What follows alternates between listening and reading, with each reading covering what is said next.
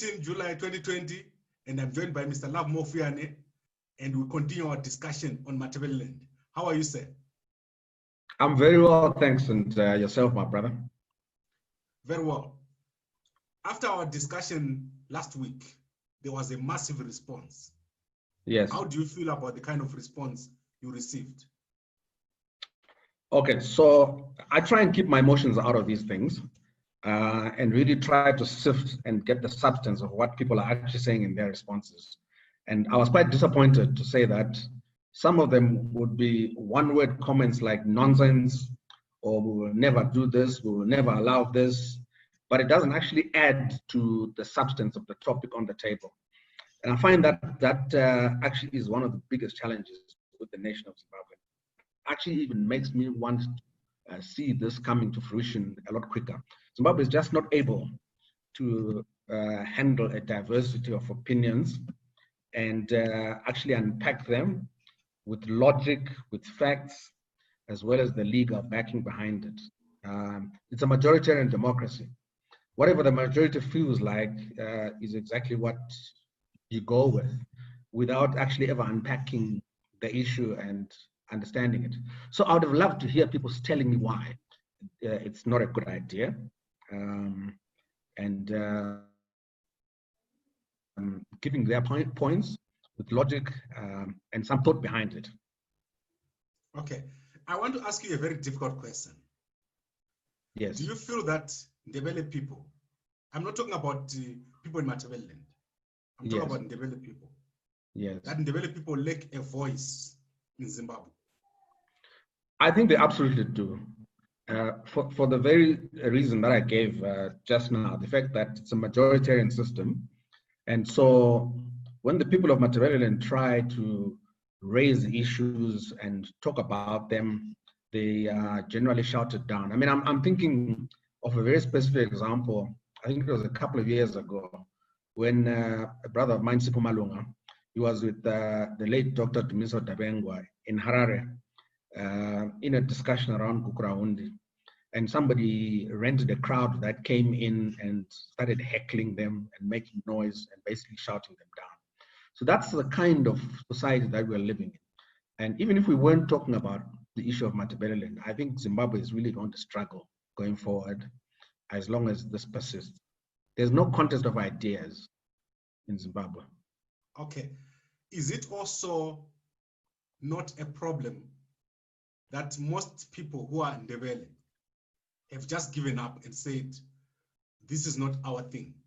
Let's just move on somewhere else?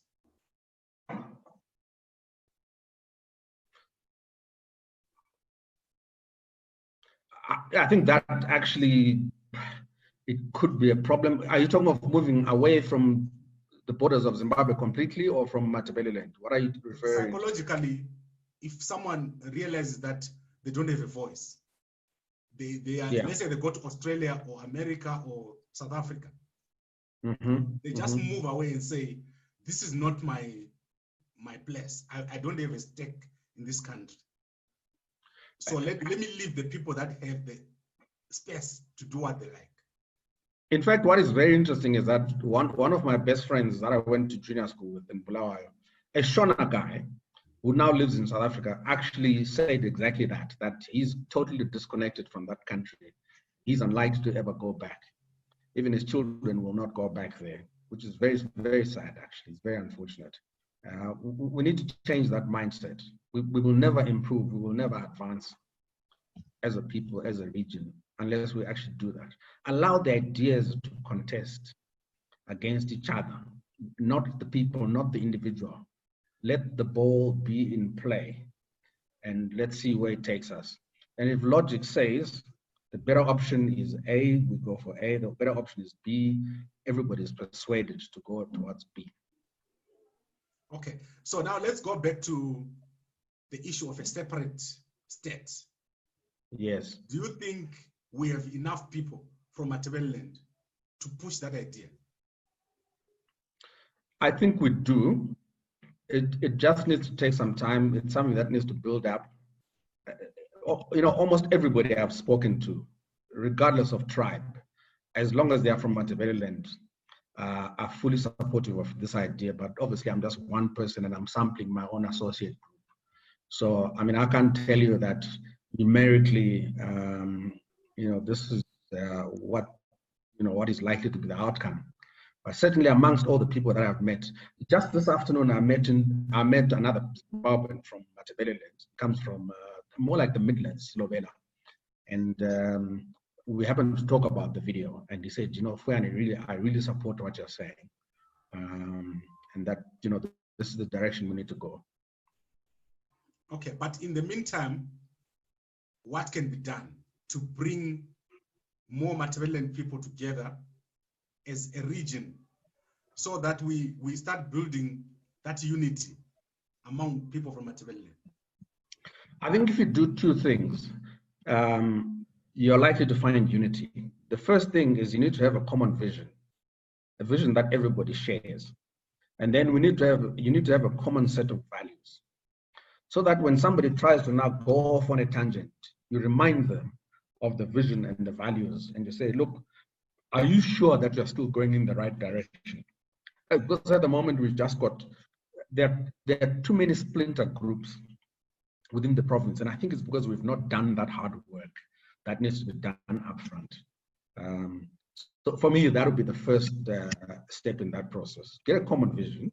Let's find the things that we all agree on, even if it's just 3 things. It doesn't have to be a lot. It could be 3 things, and we disagree on a whole lot of other things, but we focus on just those 3 things. I think Matabeleland will be a much better place. Okay, what is causing these splinter groups to come up? Well, remember last time I hinted that some of these groups could be projects, others could purely be seeing this from an mono-ethnic basis. It's simply because we don't have a common template of which to work. We can't call each other to order on the basis of something similar to the Freedom Charter. I mean, in South Africa, for instance, the ANC really has a hard time whenever the EFF brings up the issue. It was a common platform, a basis upon which the struggle against apartheid was fought. And so the moment you veer off that, then you're no longer in line with the vision that the people signed up to. And so that's what needs to happen in Matabeleland. Okay, so let's say someone is watching this video and they want to contribute on a platform, which is not just this video. How can we create a platform where people from Matabeleland can talk to each other? Okay, so as far as I'm aware, and I really don't want to steal the thunder of the organizers, but there's a all stakeholders convention that's coming up later in the year in the City of Kings. It's called Putejo, but I'd rather let the people that are actually organizing it talk to it. But when it was presented to me, I thought it was a very, very attractive proposition for us to try and work off. And so I'm very keen to be in attendance when it comes to it. It's just that now with this shutdown. That's the problem. Don't you think that's the problem, that now we're in July? So between now and when the time that Putejo takes place, nothing's going to happen. And that will be a 1-day event or 2-day event. Yeah, I think that those are valid concerns. It was initially penciled in for August, if I'm not mistaken, the 10th of August. But because of the shutdowns, obviously the organizers have felt that we need to just hold off a bit. But if you ask me, I think personally, eventually we may even have to resort to technology, the same way that you and I are communicating right now, because this is not, it's not an issue that we can postpone any longer. Okay, I'm happy with what the organizers are doing. Then I want to go to eminent and popular citizens from Matabeleland. Correct. Do you think they are doing enough?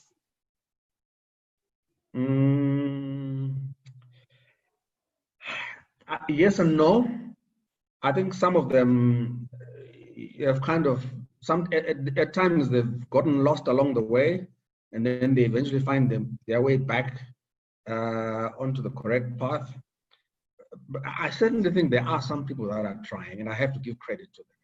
I mean, last week we mentioned the likes of Paul Sewell. I mean, I may not agree in terms of his point of departure and how he would want to approach the issue, but he's a notable person. We also have parties like the MRP, the MNL. We really have to give credit to all of those groupings. I think they're all really, really trying. There could also be a limitation of resources on their part, but I absolutely have to salute them as an individual. Okay, but most of these people that you have mentioned, they are living in exile. If you look at Paul Sewell, people like Jonathan Moyo, these are very big minds from Matabeleland. Do you think they are contributing, or they want to create a national profile and they are putting this Matabeleland issue on the side? Yeah, I think there are reasons why some of them have gone into exile. But I know, for instance, the MRP are actually based in Zimbabwe. They do have a huge presence in Zimbabwe. I have a cousin who's actually on the NEC of the MRP, and I've talked to him from time to time, and they're very much involved on the ground. But someone like MRP, I don't think there could be a serious leader who arises from MRP, from ZAPU. I've talked to those guys. They tend to want to be foot soldiers, but leaders have not arisen from those groups. If I ask you right now, which popular person, which well-known person is from MRP, we cannot name more than 5. No, neither would I. I only know the ones I know personally, as well as their leader, whom I also know from a distance. But yeah, no, to be honest with you, I think there's a lot of work that needs to go into this. A lot more publicity needs to come to the fore. But I think by and large, for me, just purely from a moral perspective, this issue needs to be discussed more openly in the whole of Zimbabwe. Although ultimately the decision to secede or not to secede is going to have to be a Matabeleland one. Why? It's because, again, when I looked at the comments, a lot of them reflected a lot of sort of tribal sentiments, people feeling that now you want to take away this trophy of ours that we've earned back from the people that so-called invaded us in the past. So we're not going to let go of it. And people completely disregard the fact that there are 16 tribes in Matabeleland, which again, I emphasize, and I mentioned last week. The Ndebelers are only but one of the 16. All the others resided there. When the Matabelers came into the region that became Matabeleland under the 2 kings, they did not just find Shona people there. I think we need to get that point straight. They did not drive out Shona people from there. Shona people were already living in the northeast of the country. There were other tribes that were already there, whose descendants are still there today, and you can find them. The Nambia, the Tonga, the Kalanga, the Venda, the Sud, the North Sutu. There are just too many to mention, but they are there, and we have to respect them. The Khoisan, we have to respect them. I think there are remnants of them left in Tsholotsho. Absolutely have to respect them. Yeah. The other point, okay, maybe I'll address it at the end if you give me a chance. It may not come from your questions, but there's a very important point which I actually want to mention. Okay, I think you can go ahead and mention it. Go ahead. Okay, so there is this perception that trying to secede goes against the whole idea or the philosophy of the United States of Africa. My argument is very simple. It is my view that Zimbabwe is actually the one that is behaving in a way that is anti-moving towards the United States of Africa. I gave you an example of some of the tribes that we have within the country, like the Sutu, the Venda, we even have Nyanja people that came more recently. They are, well, call them Chewa if you like. And where they come from, their educational curricula, which already exist, which we could easily adopt in order for those children to be able to speak those languages. I cannot see a young Venda man who grew up in the city, when he goes across to South Africa, honestly being able to communicate on an equal footing with his vendor brother and actually be able to perform trade in South Africa.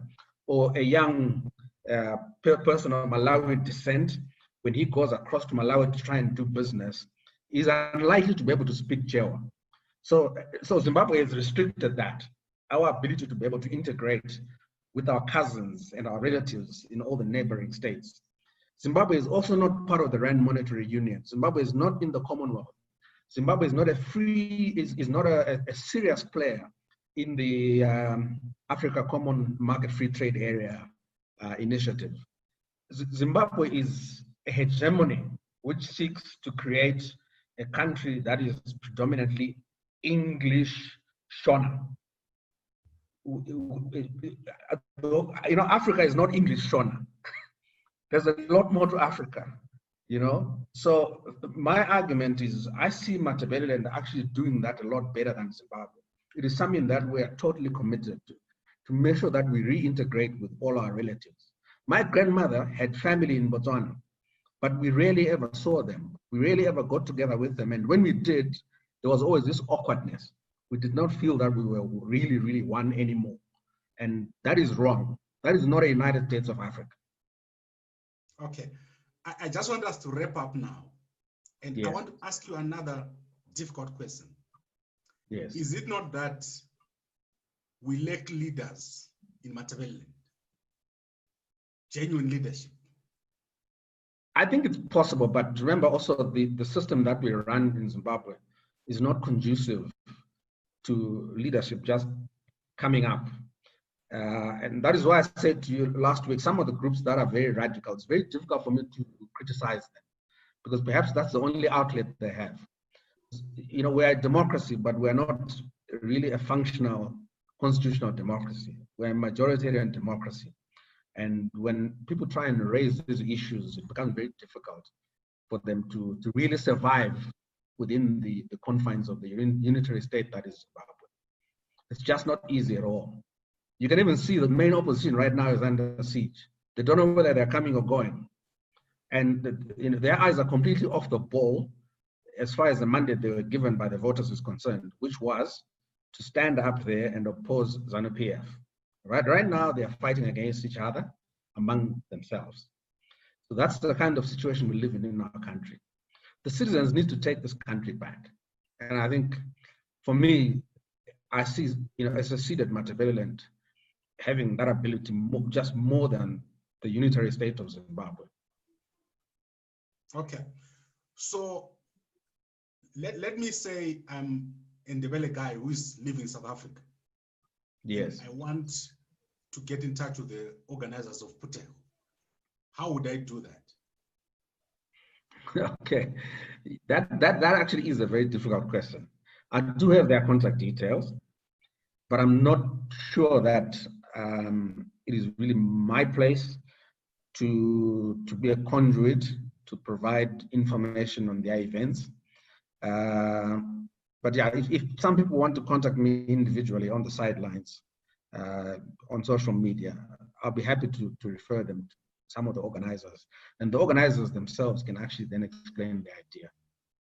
Okay, but then how can we create something that doesn't need me to hunt for? Something that can be a website, a Twitter account, something that will be a seed, so that if someone knows that this is our Matabeleland platform, I can come here and I can provide my ideas. Okay, I was hoping to avoid having to talk about Puteho this much. Yeah. Because I'm very careful. I don't have the mandate. Can we invite them to talk to us? Let's say next week when we come, we can get one of the guys, or maybe a week after. I think that would be the best. Actually, they'll be able to give you the best quality information on the event. But as far as I understand, it's an all stakeholders conference. It was slated to be for one day, which I'm not sure is enough. But hopefully then coming out of that, there would be a common platform from which people can then launch. And I would see all those other, communication channels getting opened up, websites, Twitter handles and all sorts of stuff. I would most certainly expect to see that. Okay, if it was me, I would have done that upfront. I would have done more communication work before the actual event. They do publish a weekly newspaper, actually, which comes out, I think, every Thursday. And so far, I've received, I think, about 4 editions of the newspaper. Maybe I'm just in a fortunate position that they were able to reach out to me, and I started accessing it. But certainly, if you are interested from your own personal perspective, I would be able to share some of the stuff that they sent to me after the call. Yeah, the thing is, Lovemore, I want to be honest. Yes. If a guy like me was to join a Matabeleland platform, I'll probably become one of the prominent members. Is that going to be fair for a guy like me to come and then become a prominent member of a group that is trying to address imbalance in Zimbabwe? What is a guy like you? Well, a Shona guy. but as long as I've known you, you grew up in Bulawayo, right? Yes. And when you say home is Bulawayo to you, right? Correct. Yeah. And remember, I told you the other week that there are 16 ethnic groups in Matabeleland, and we got them all very jealously. And one of them is Shona. Shona is one of our groups. We want to keep our Shonas, and Zimbabwe to keep its own Shonas, its own brand of Shonas. Yeah? But do you think it's fair? A guy like me has had a lot of opportunities. I've worked in Harare for years. I've got multiple connections in Harare, all over the country. Yes. And is it fair for me to be competing with someone that has never been given an opportunity? Shouldn't we have a platform where we say this is our Ndebele platform? I'm very confident that leaders will emerge. And I think shows such as this one, which begin to put the issue on the table and get people talking about it, will definitely help in leading towards a groundswell, towards the idea. So leaders will emerge. They will emerge. I'm pretty sure of that. Yeah. I mean, we already have traditional leaders on the ground. A few months ago, you and I were talking about Chief Kaiser Ndiweni. Did you see him coming 3 years ago? I don't think you did. No. But suddenly he was on the scene, right? And you saw him, you became a fan of his, and you followed him. So they're not in short supply. They are there. They will emerge as the timing permits. Okay, but when Chief Ndiweni was dethroned, there was deafening silence from Matabeleland. Yeah, I think I have to admit there that we've actually let the chief down. We should have found some alternative platform for him to continue to advocate for the issues that he was advocating. It was good while he was substantive chief and still held the full position. But now I think it becomes very difficult, him without having a platform. So that's something that we're going to have to take accountability for as the people of Matabeleland. But there's a lot of other prominent people that I still see out there, putting their voices out there, such as my brother Siposam Malunga. He almost never goes a day without talking about Gukura Hundi on his social media platforms. And he's someone I respect very much. So that's my view, that the leaders are there. I think the right platform just needs to be created. The chief needs to come back into these conversations. We need to find a platform for him. Okay, but there was such a big fight about the contributions made for the chief.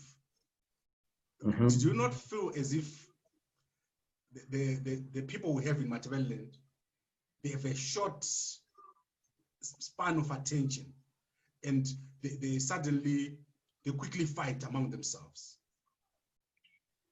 Yeah, but it's because we don't have a blueprint that, like I said to you earlier on, we don't have a set of guiding principles that can keep us all in check.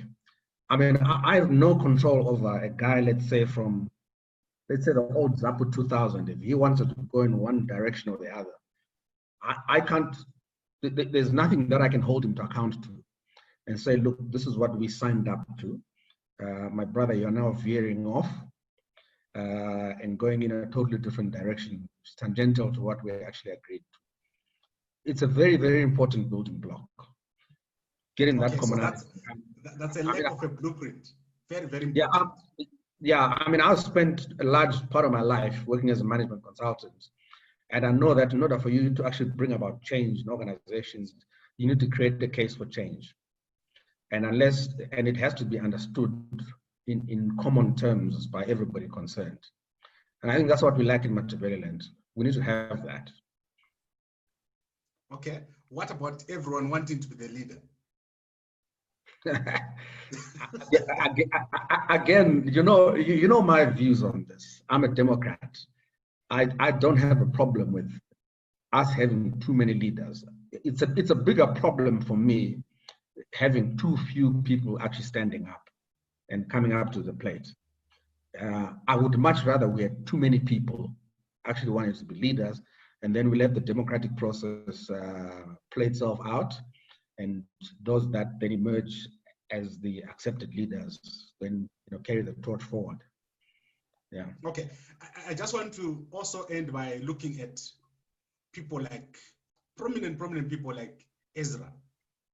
I've seen him doing a lot of things.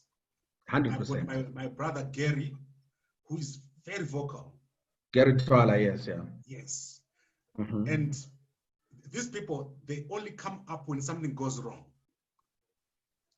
Why is it that we don't see them standing up to organize people and we build something? Because as far as I know, ever since we were young, I grew up in Matabeleland from primary school. We have not built anything that is homegrown.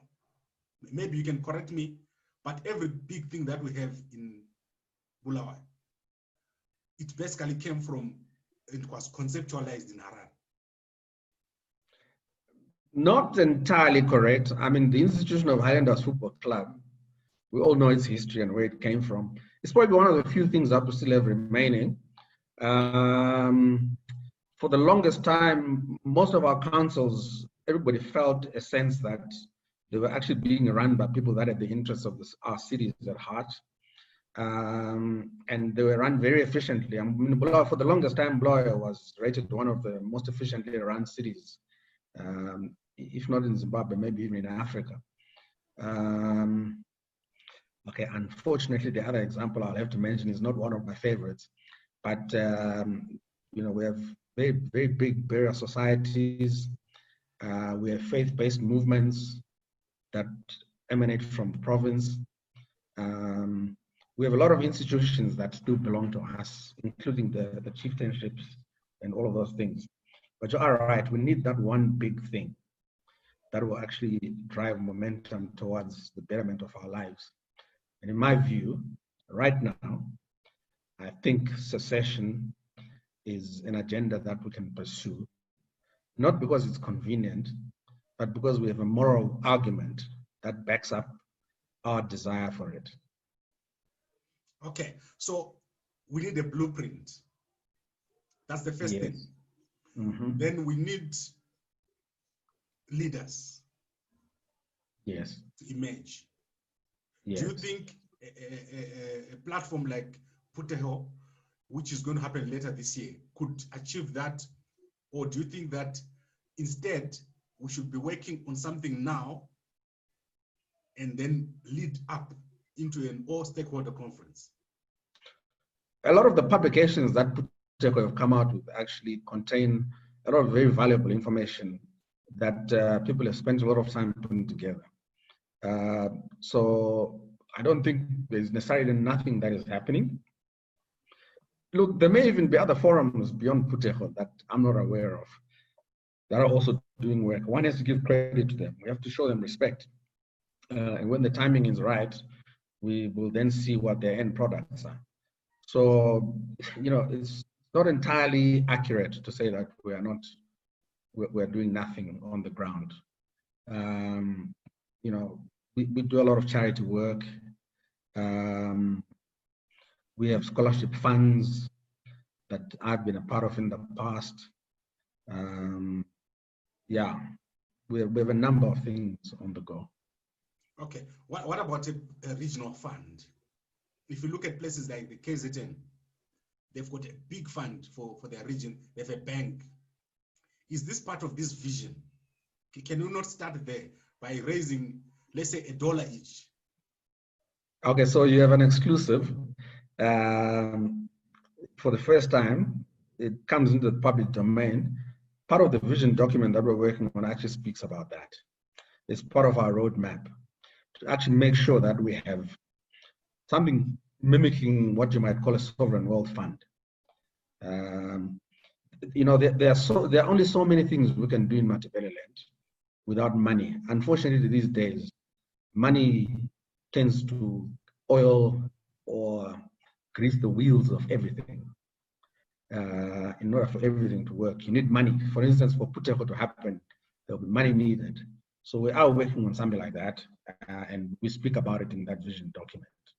We also need the economic empowerment of our people, because all these programs that would be running, you need people who bought into the vision and can actually contribute towards them. So that's an exclusive for you. Okay, fantastic. So am I correct to say there will, as part of your vision, there will be a Matabeleland bank? Or is it just going to be a sovereign wealth fund? I think in the long term, a bank would probably be the best sort of vehicle, particularly a bank that deals with SMEs. But setting up a bank is not easy. I mean, as you know, I've been a banker for a large part of my life, and I know what it takes to run a bank. Just getting a banking license itself is not a very simple thing. But I know there's a group in Johannesburg that's been looking at different options. There's what you call, I think they're called mutual savings banks. Yes. Where the threshold of actually you being able to set it up are a lot lower than a normal commercial bank. So it would be something along the lines of what I think it's called Teba these days, what used to be called Wenela. Yeah, so something like that. But those are not simple things or easy things to set up. They take quite a bit of work. Okay. I am very happy for us to end it here. This has been a very, very intense and action-packed discussion, because the things that you're covering, they look small, but they cover a lot of problems if they're to be addressed.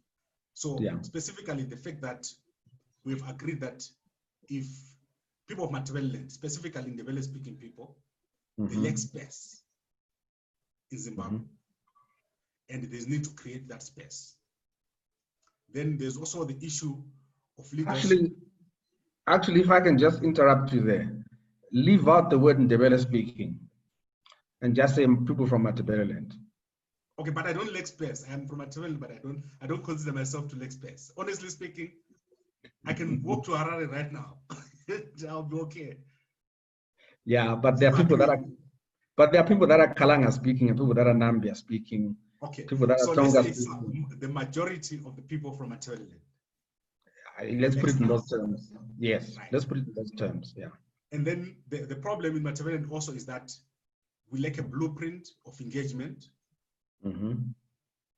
Then we also lack a vision. That's correct. Yeah. We lack the right platforms. Yeah. And we need to define our leadership. Yes. Right. So let's prioritize this. Where do you think we should start? Should we start with the leadership or the blueprint, or with having the conversation?